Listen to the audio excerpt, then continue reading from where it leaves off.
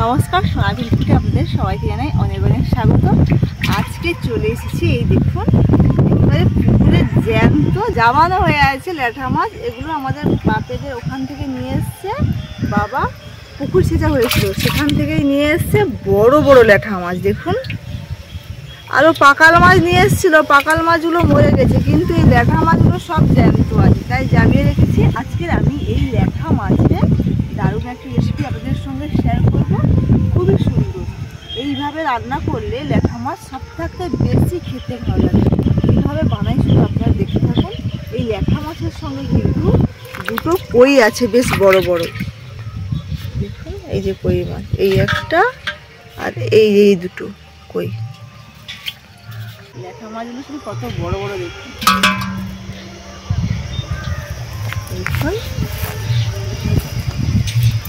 বড় বড়।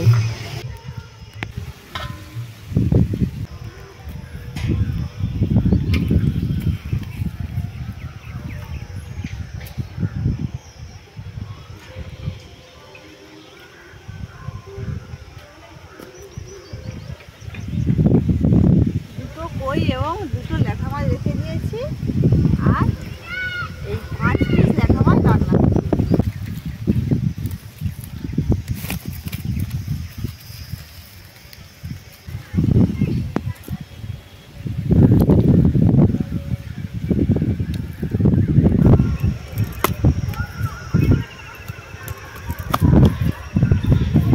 মাছগুলো একদম জ্যান্ত তো,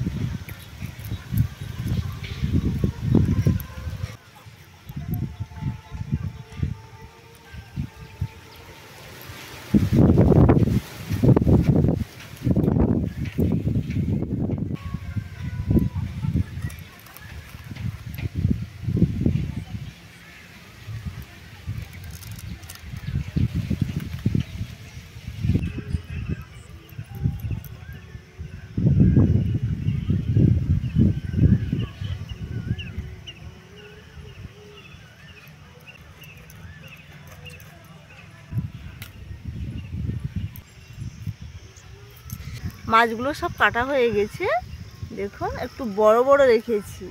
এখন আমি এই মাছগুলো ধুয়ে নিয়ে চলে যাবো একবার রান্না করে।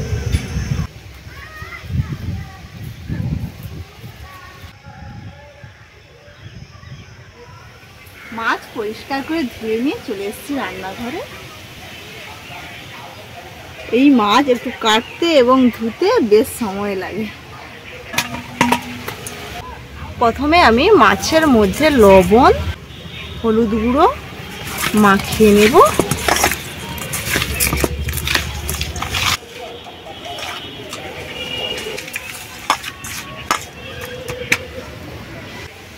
মাছের মধ্যে লবণ হলুদ মাখানো হয়ে গেছে, এবারে উনুন জ্বালিয়ে নেব।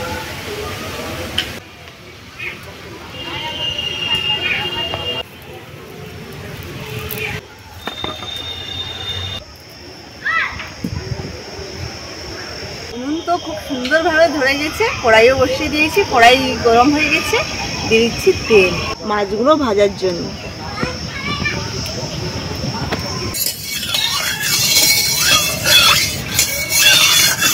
তেল গরম হয়ে গেছে, এবারে মাছগুলো দিয়ে দেব। প্রথমে মাথাগুলো ভাজবো,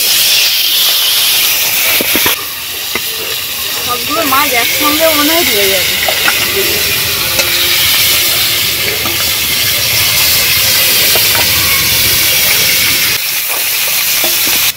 ওদিকে মাছ ভাজা হতে হতে এদিকে আমি এই যে মাছের রেসিপি বানাবো তার জন্য আলু কেটে নিচ্ছি এবং মশলাও বেটে নেব। আর এই মাছ ভাজতেও সময় লাগে কিন্তু।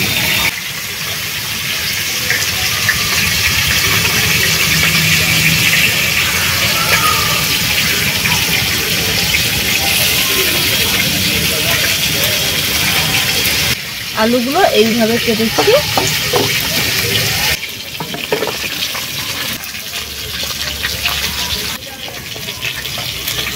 এবারে মশলা বাটবো। আদা, এখানে আছে জিরে, সর্ষে, ধনে এবং পোস্ত, সব একসঙ্গে বাটবো। 3টে কাঁচা লঙ্কা,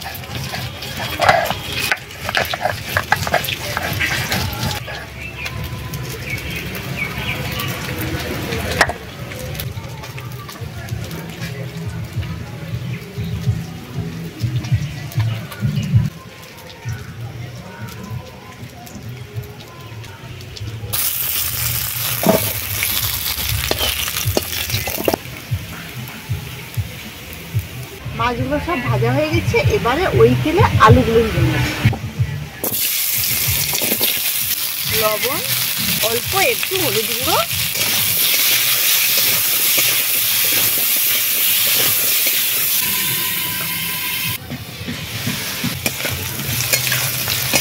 আলুগুলো সব ভাজা হয়ে গেছে। এবার তুলে নিচ্ছি।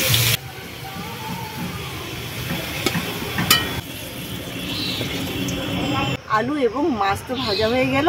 এবারে এই আলু এবং ল্যাঠা মাছের সর্ষে পোস্ত ঝাল বানাবো। দিয়ে দিচ্ছি কড়াইতে আবারও তেল। তেল গরম হয়ে গেছে। তেলের মধ্যে দিয়ে দিচ্ছি কালো জিরে, টমেটো কুচি, স্বাদ মতো লবণ, লঙ্কা গুঁড়ো, হলুদ গুঁড়ো, অল্প একটু জল দিচ্ছি। এবারে দিয়ে দেবো বেটে রাখা মশলা।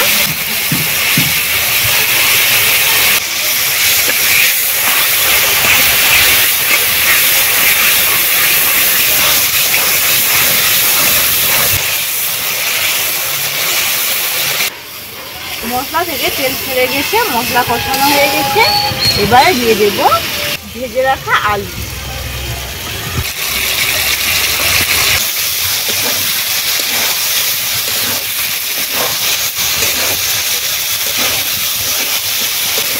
সব কিছু সুন্দরভাবে একসঙ্গে কষানো হয়ে গেছে। এবারে দিয়ে দেবো জল।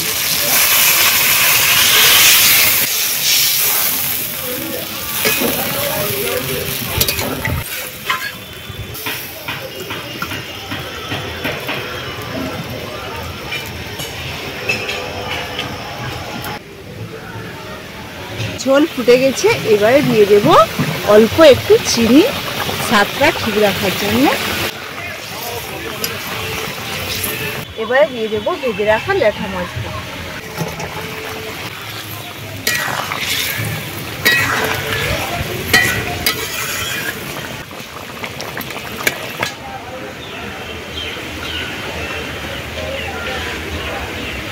আবারও ডিশ ঢাকা দিয়েছি।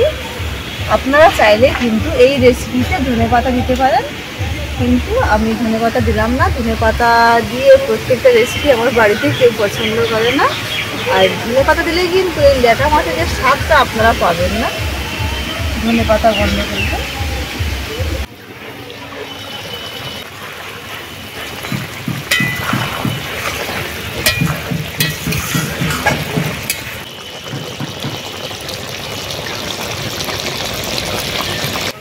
আলু দিয়ে ল্যাঠা মাছের সর্ষে পোস্তের ঝাল একেবারেই হয়ে গেছে। এবারে নামিয়ে নিই।